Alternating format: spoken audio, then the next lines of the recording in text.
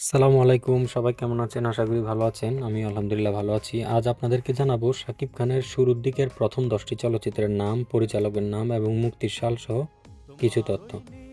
ভিডিওটি দেখতে দেখতে যদি ভালো লাগে এবং এই ধরনের নতুন ভিডিও যদি আরও দেখতে চান তাহলে আমার চ্যানেলটিকে সাবস্ক্রাইব করে পাশেই থাকুন। ধন্যবাদ।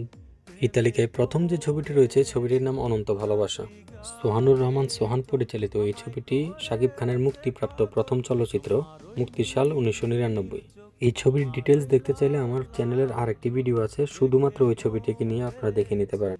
এই তালিকায় দ্বিতীয় ছবি হিসাবে রয়েছে দুজন দুজনার, পরিচালনা ছিলেন আবু সাইদ খান। এটি শাকিব খানের মুক্তিপ্রাপ্ত দ্বিতীয় চলচ্চিত্র, সাল 1999। তারপরে যে ছবিটি রয়েছে ছবিটির নাম আজকের দাপট, পরিচালক এজে রানা, মুক্তির সাল 1999।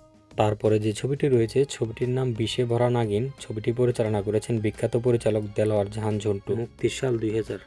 তারপরে যে ছবিটি রয়েছে ছবিটির নাম হীরাচুনি পান্না, পরিচালনা করেছেন মাস্টার মেকার মালেক আফসারি, ছবিটি 2000 সালের ঈদুল আজহা অর্থাৎ 17/3/2000 সালে মুক্তি পায়।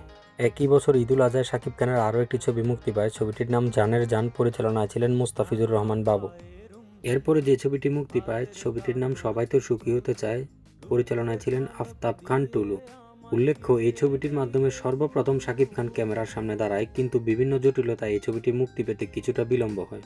তারপরে যে ছবিটি মুক্তি পায় ছবিটির নাম ছিল অশান্তির রাজা, পরিচালনা ছিলেন মোতালেব হোসেন, সাল 2000। তারপরে যে ছবিটি রয়েছে ছবিটির নাম গোলাম, পরিচালনা ছিলেন ইস্পাহানি আরিফ জাহান, ছবিটি মুক্তি পায় 2000 সালে।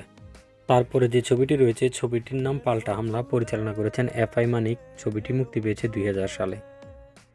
এই ছিল মেগাস্টার শাকিব খানের প্রথম 10টি চলচ্চিত্রের তালিকা এবং পরিচালকের নাম সহ কিছু তথ্য।